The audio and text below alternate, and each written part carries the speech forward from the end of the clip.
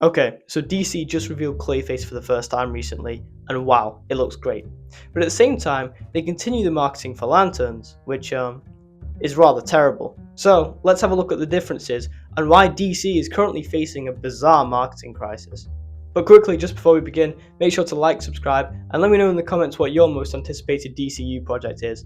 I can't wait for Clayface. And so, let's begin with Clayface. It looks fantastic. The poster is haunting and perfectly encapsulates the core appeal of the character, with Matt Hagen's face being distorted by its clay composition. I also especially love the tagline, "Look fear in the face," which is a perfect choice for Clayface. The movie's Instagram account has also dropped some world building for the DCU's Gotham, revealing posters about Matt Hagen and the Clay Serum, with these posters becoming distorted after the release of the trailer. And then of course there's the trailer, which in my opinion is fantastic. The horror looks incredibly intense, especially with the effects of the clay on Matt Hagen. Whilst the trailer didn't reveal much in the way of story, to be honest, I don't even know if a film like this needs that great of a story to succeed. A simple and competent story with very effective horror would still be great, and from what we've seen, it's utilising the body horror to its fullest extent, even seeing the shadow of the iconic mace shape towards the end of the trailer. I feel like there was a lot to get excited over, but it was still minimal enough that it's saving some of the grander horror for the full film. Especially seeing how, whilst we did see the body horror in the trailer,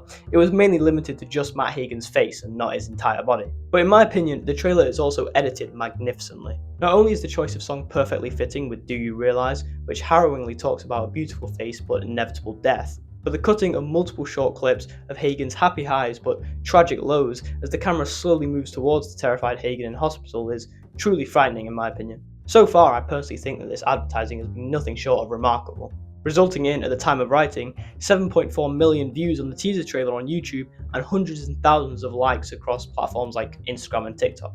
But then there's Lanterns. Just a week or so ago, DC and Warner Bros. Removed the teaser trailer for the show from their social media platforms, and the teaser trailer of course faced major backlash for a myriad of problems when comparing it to the source material, including, but not limited to, the colour yellow being on the ring, very little of the colour green being in the trailer or on the suit, and the suit being physical and not a projection of the ring. It's been speculated that the teaser trailer was taken down, maybe to update the graphics with the new release schedule for the show.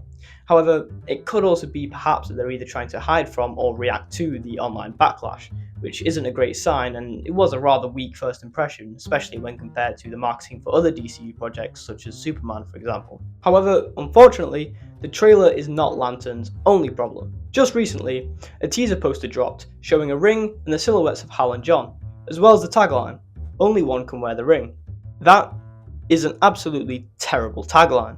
No matter if that tagline is only specifically referring to the narrative of the show itself, or if it's a reference to John being trained by his mentor Hal, who may be a harsh judge, to use such a tagline for a show adapting the Green Lanterns is just stupid. The Green Lanterns are a group known for having characters of every species from every planet and every variation across the literal universe. Even ignoring that, the show's called Lanterns, like plural, like more than one.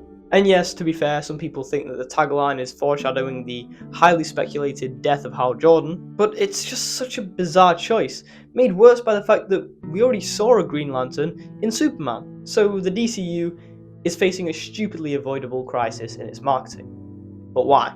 Well, the reason is most likely not only the very distinct style of the projects themselves, but also their promoters. HBO is handling the marketing for Lanterns, and they've seen major critical and commercial success in recent times from gritty dramas like The Pit or Euphoria. Not to mention that Lanterns itself is meant to be a gritty crime drama. So, in HBO's marketing of Lanterns, they're clearly not trying to appeal to the crowd of superhero fans from Superman, instead trying to get attention from the fans of their more serious dramas like The Pit, who are established HBO customers and clearly enjoy that style of content.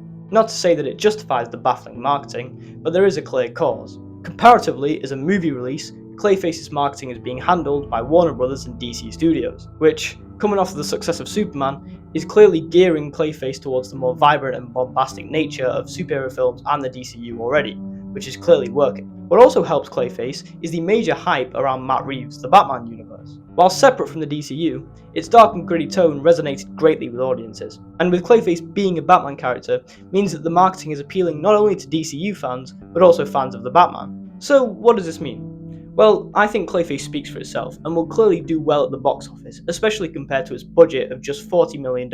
Comparatively, I don't think Lantern's marketing will be a reflection of its quality. I do have faith in James Gunn and Peter Safran's vision, and I do think it will be a high quality narrative. I simply think that HBO original content and superhero projects are vastly different right now. So the two coming together in marketing has created this harsh contrast that has left a lot of fans feeling disappointed. If I were HBO, I would try to market Lanterns towards a more traditional superhero audience, as it still might underperform no matter how high the quality of the show is. But we'll have to wait and see.